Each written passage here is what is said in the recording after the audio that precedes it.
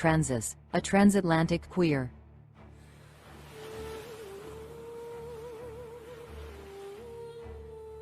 While chaos still loomed over the abyss, and before questions and words could find their voice, Nyx was born, the goddess of the night. From the heavy shadow, Nyx gave birth to Nemesis, the goddess of avenging justice, whose decrees determined the fates of men, and she knew in her heart that there was no correction for the world as long as the balance was disturbed.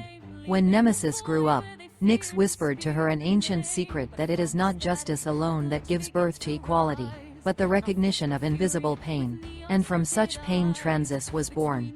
Many do not know, but if all the Amazons were not a born hero, she was a captive soul. Her name was not written in the Greek scriptures, and her body was an unchosen vessel. A freedom fighter's soul was born into a male body, in whose veins flowed the blood of venom and fear. Upon reaching adulthood, she chose to escape her fate.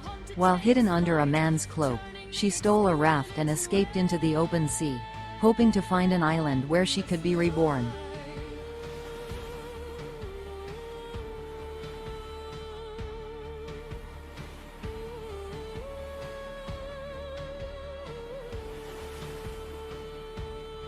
She sailed for many days, fighting waves and winds, until her body crashed on the shores of an invisible island, which Nyx herself had created with her magic, in the ocean beyond the sun's wheel. But she was not alone there.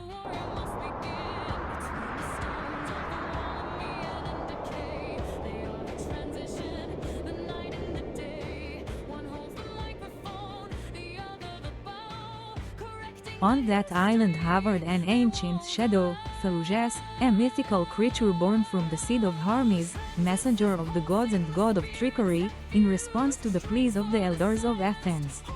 Hermes, who protected thieves and artists, was asked to create a being who would punish those who impersonated, and especially those who impersonated another gender for profit or sin.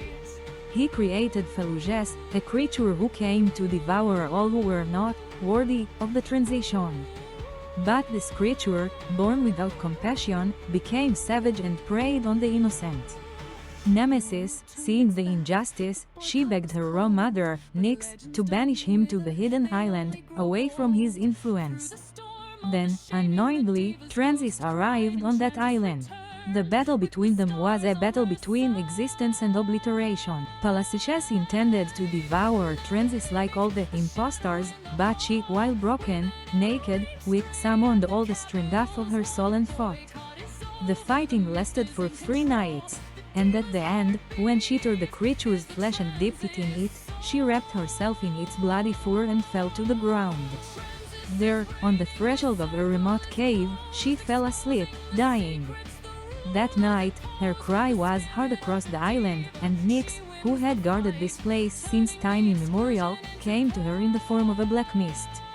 Realizing the enormity of the mistake, the injustice of such a woman's soul being brought to such a place, she reached out her shadow arms to her and began to make amends.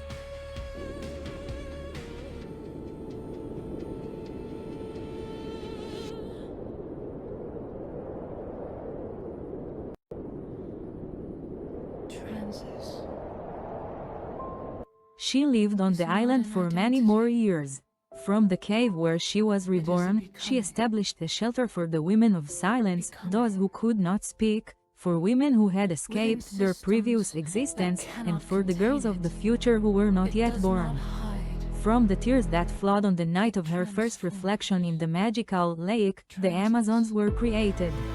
And the Amazons, over the years, gave birth to Wonder Woman, the daughter of the future generation.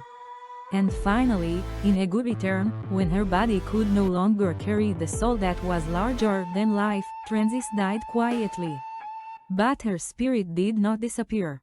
She floated on the secret island, began to sink into the earth, became a disembodied female shadow, begging to be returned to the world. And so thousands of years passed. Becoming. Within systems that cannot contain it. It does not hide. It transforms. TranSis.